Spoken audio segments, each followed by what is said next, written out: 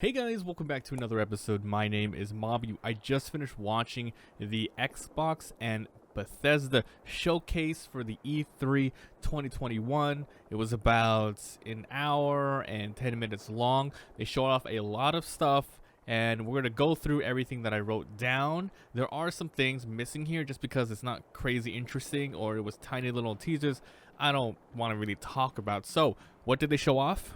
Let's get into it. So they started off with Starfield. That was their big name drop that they showed off last time they had a stage presence like this, and they said it was coming out November 11th next year.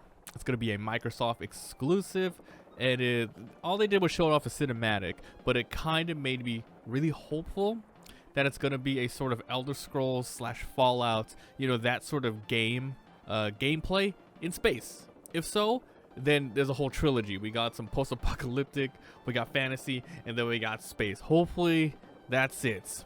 But if it ends up being something else completely new and better, sure, why not? Just don't take a step back. Next, they showed more Back 4 Blood gameplay. Now this was cool. It's mostly been a bunch of cinematics, and sure, they had that closed beta the other couple months ago, but here they even showed more gameplay. I liked it. Now, one thing I did notice is that the zombies are moving a little more slower than what I remember from like Left 4 Dead 2. Now, this isn't a bad thing though. I think having them be somewhat slower, makes it more intimate. I think it's a good thing. So you can actually see the waves coming at you, give you a little bit of time to think of it, instead of it being just a straight twitch shooter. You sit there and strategize with your team as they're coming towards you, and then you execute the plan. So I think that one's gonna be really fun. October 12th. Next, Sea of Thieves: A Pirate's Life. I don't really play Sea of Thieves, but I really had to mention this one. First of all, I'm glad the Sea of Thieves game is still going strong. It's made by Rare. They made some of my most favorite games of all time: Donkey Kong, Perfect Dark, etc. But I don't know how much life is left in the Sea of Thieves franchise. I don't know how popular it is, how many people are playing daily, but apparently Disney put Jack Sparrow in this new upcoming little expansion. I think it's called like I said, it's A Pirate's Life, and I don't know if it's in the main game or if it's going to be a sort of spin-off thing that you launch, because they showed a lot of cinematics. And from what I understand, Sea of Thieves is very event-based. Like, you go to a thing, you fight a boss, you go do this, you go back to town, you go back, you go out. Here it's like you're with Jack Sparrow the whole time, running with him.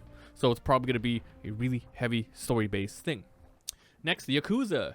Now, I'm pretty excited because they added all the Yakuza main games, all of them, to Xbox Game Pass, which means I have no excuse not to play them all now. And also, they also have Yakuza Like a Dragon on there. I already have it on Steam PC, so there's no need to get it on there. But if you guys haven't played the Yakuza games, I played them a little bit. So I love Judgment. That was like a sort of spin-offy, but some sort of same gameplay. And I love Like a Dragon. I really liked it.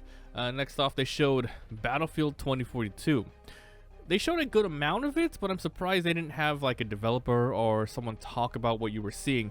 The trailer was insane. It was absolutely nuts. There was a lot going on in that trailer. It really looks like the best one so far, and I skipped the last two so you can see how like ready I am for them to really make a comeback for me. So we'll definitely try this out. And one more thing, all these games, I think it's gonna be console launch exclusive for like a couple months, a year, but if all of it is on Game Pass, I already have Game Pass. That means we're going to be able to get these things for no extra cost. There's no excuse not to play these games if you're really interested. Okay, next up is Psychonauts 2. I thought this one came out already. I didn't play the first one. I know it has a cult following, and many years later, that's why they're coming out the second one. The Tim Burton-esque, art style and ideas and concepts and world. Very trippy, mindset-y. So, yeah, a lot of people like the series. That's why they made a second one. And yeah, we'll see. If we're doing nothing when it comes out, we'll play that one. And yeah, they showed more stuff out for Fallout 76. I did not play it just because I just don't want them to make more games like this, especially with a beloved franchise like Fallout. It's a live service, and I know, I'm probably not the audience for this, but there is a lot of people that love it. and hardcore fans are the ones keeping it alive. You know, whether or not they're going over the top with it. It's just not what I want personally, but what they're adding to the game is going to be a Steel Rain update, which adds the Brotherhood of Steel, which is pretty cool, and then something called the Expeditions, the Pits. I don't know if there's any sort of expeditions in the game already like that, or they're just adding more to it, or could be a new, you know, feature in the game. But yeah, just, you know, I guess we'll just have to wait for something else from the Fallout universe, but I'm not going to play that. I'm not going to play this. Then they talked about Elder Scrolls Online. We all know it's the MMORPG. They didn't really have anything new to say. They just said, oh yeah, we just had an expansion. Go check it out and play it. It sucks that the card game died. I did play that for a bit, and I thought I had a neat idea, but apparently they just didn't have enough people working on the updates, and just didn't hear many people playing it. I didn't see it really marketed that much from what I remember. So yeah, Elder Scrolls Online. This is their biggest title that they're showing, Halo Infinite. They did show some really cool things. First of all, they mentioned that multiplayer will be free and cross-played between Xbox and PC. Now, what do they mean by free? Is it like 100% free? Like, even if you don't own an Xbox, you don't have Game Pass, it's going to be free? Because if so, that's really awesome. That is, of course, excluding the main story campaign, which here they showed a very beautiful cutscene of Master Chief flying through space debris and running around and, you know, talking about Cortana. It was really awesome. Just remember, though, Halo Infinite got delayed. Super delayed. It was supposed to be somewhat of a close launch title for the Xbox Series X, etc. But they got so much bad feedback from the gameplay that they showed. I remember it did look terrible. It looked like, I don't know, it just didn't look done, and they were gonna release something close to that. So yeah, this one's gonna be on Game Pass, definitely, and we're gonna be playing it for sure. This upcoming one, 100% for sure, Diablo 2 Resurrected. It looked great from what I've seen in the beta. I did not sign up for the closed technical beta that they had a while ago, which had, I think, the first act or second act. I don't know how much they had in there, but I never played Diablo 2. So, and I love action RPGs, one of my favorite genres. And I did watch some people play them, and it looks good. Played it, 100%. Next up, Far Cry 6. This is like the third time I think I'm talking about Far Cry 6 in this E3 wrap up here. And but the reason is a good reason to bring it up now. They're finally showing some gameplay. It looked honestly nuts. Like, you have to look at the gameplay right here. It looks over the top, insane. It looks to be the best one yet in terms of mechanics, all the different things that you can do. Now, how creative can they get in terms of questing and enemies and the way that you can actually play? Because the reason why I didn't finish any of the other ones is because it got super crazy repetitive. So hopefully this one just has a lot more creativity to it. It'll keep me interested. And like I said, if it's on Game Pass, no extra crazy additional cost, there's no reason not to play it. This one, random small teaser, but a big one for me, Slime Rancher 2. Love the first one.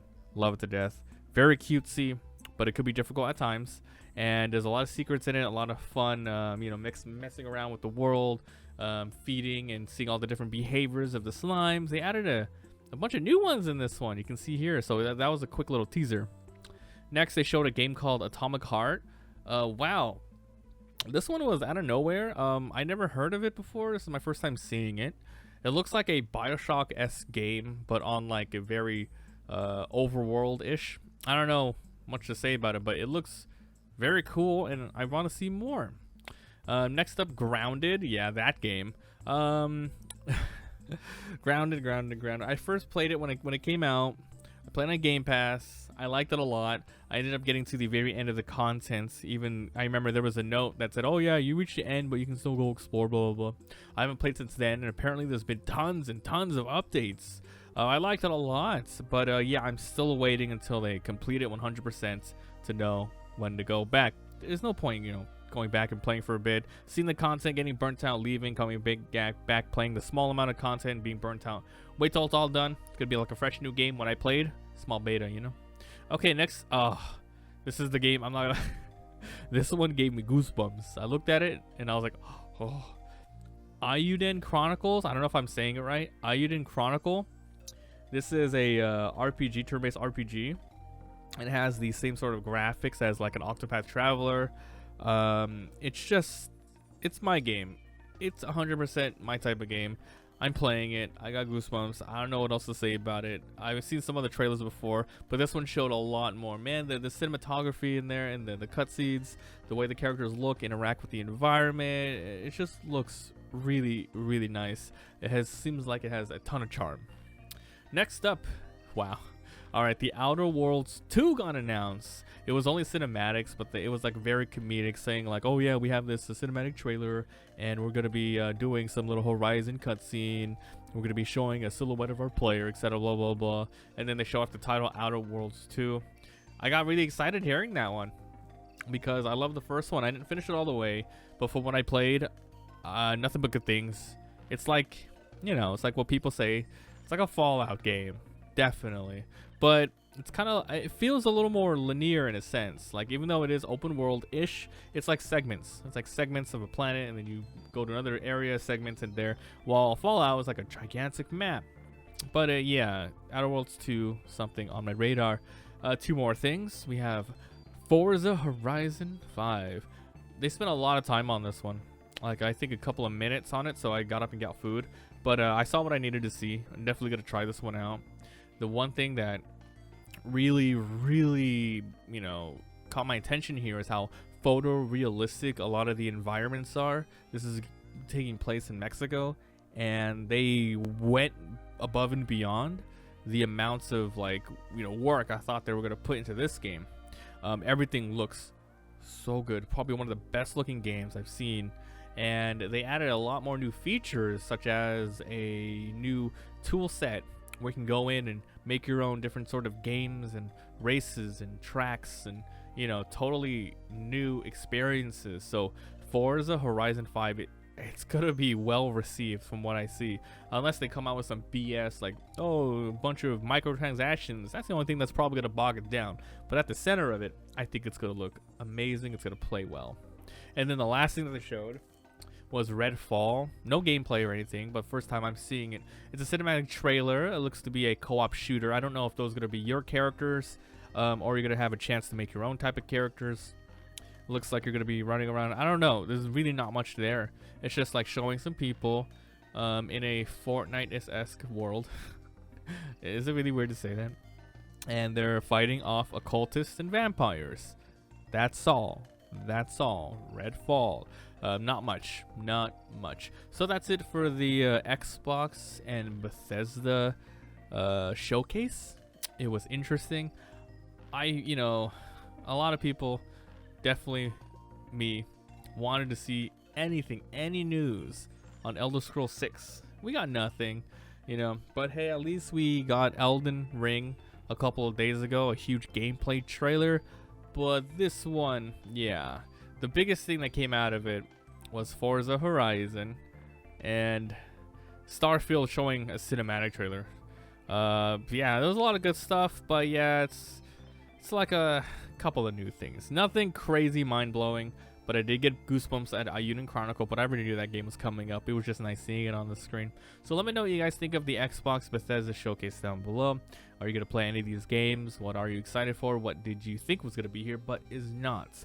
I'm going to go ahead and upload this video and get ready for the Sony conference coming up soon. So stay tuned for that video. Should be coming up right after. So thanks for watching. I'll see you guys next time.